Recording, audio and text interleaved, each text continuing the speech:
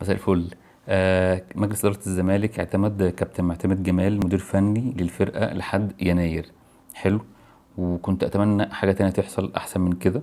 اللي هو إيه؟ اللي هو أنت كمجلس إدارة أنت عارف إن أنت جاي، وعارف إن أنت كسبان، وعارف إن أنت تكتسح الانتخابات، وعارف إن أسوريو ماشي. فالمفروض كنت تظبط سيفيهات محترمة.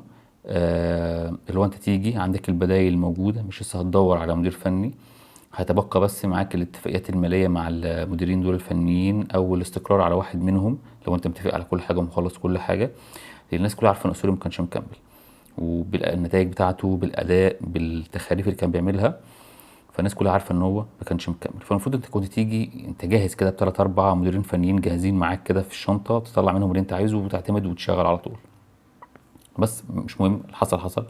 كابتن معتمد جمال مكمل لحد يناير، مفيش مشكلة. كنت اتمنى النهارده مثلا نص 11 على اول 12 كان يجي مدير فني اجنبي. الاتفاق اللي معاه مثلا اتمنى، يعني كنت اتمنى يعني الاتفاق اللي كان يتم معاه ان هو انت هتبتدي تشتغل من اول يناير. طب الشهر ده يعمل ايه؟ الشهر ده هيتفرج على ماتشات للفرق المنافسه لينا، هيحضر التمارين، يعرف الفرقه، يذاكر الفرقه، يقعد شهر طلع يعني بيتفرج كده من فوق على الفرقه، ما يحتكش باي حاجه خالص، ولا يحتك بلعيبه ولا اي حاجه، هو يقعد يتفرج بس شهر. هيعرف امكانيات الفرقه بتاعته ايه، هيعرف الناقص ايه، هيشوف من الماتشات واللي بتحصل الناقص ايه، هيشوف ماتشات اللي في الدوري، يحضر ماتشات في الدوري كتير، يبقى عين، هو عين الفرقه اللي يختار بيها اللعيبه اللي تيجي الزمالك. فده كله كان هيساعد ان هو يجي يمسك اول يناير خلاص راجل فايق، راجل مذاكر الفرق كلها، راجل مذاكر فرقته، عارف النواقص اللي عنده ايه، عارف نقاط القوه والضعف في فرقته ايه، هيجي يتحط يشتغل على طول.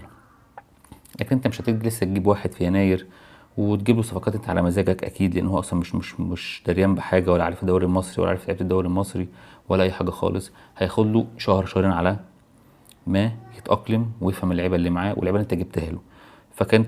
يعني كنت اتمنى ان الموضوع يخلص بدري شهر وتمشي الدنيا كده، هتوفر عليك حاجات كتير قوي. انت داخل على كونفدراليه وداخل على نهائي كاس وداخل على حاجات كتيره، كان سهل معاك الموسم تحاول تنقص فيه اي حاجه شويه. بس قرار حلو، كابتن معتمد جمال كويس يشتغل مع المدير الفني اللي جاي مدرب مساعد، هيبقى اضافه برضو للجهاز الفني، وراجل ما نستغناش عنه، وراجل خبراته برضو كويسه في المنتخبات الفئات السنيه الاصغر من المنتخب الكبير طبعا. شكرا.